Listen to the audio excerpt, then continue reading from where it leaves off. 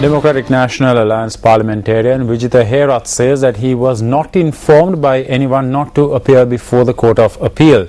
The parliamentarian expressed this view in response to a question raised by a journalist during a media briefing convened by the People's Movement for Democracy today. කතානායකතුමා හරි කවුරු හරි වාචිකව හෝ ලිඛිතව මට දැනුම් දුන්නේ නැහැ. I was not informed by the speaker or anyone else, either verbally or in writing, not to appear before the Court of Appeal. However, I received written notices from the Court of Appeal and the Supreme Court to appear before court. As public representatives, we are bound to protect the rights of the people. If attempts are made to use the majority in Parliament or certain rules and regulations to take action against us, then we are prepared to face it.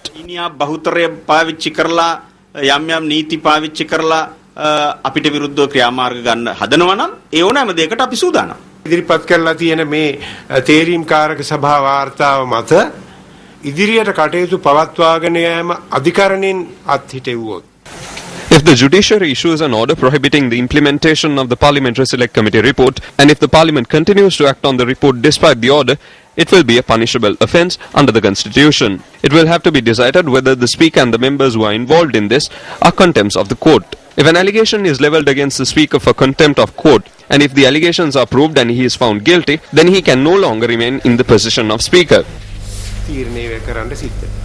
Issuing a communique, the United National Party says that its stance on the legal framework for the examination of the impeachment motion against the Chief Justice was proven by the historic verdict given by the Supreme Court yesterday.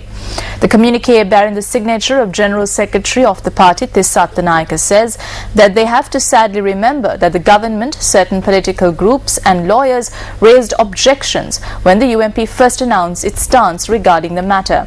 However, the UNP is pleased to announce that the attempts made by the party and its leader were proven right by the Supreme Court verdict. The communique adds that the impeachment motion is a subject of Parliament and this was proven by the Supreme Court verdict.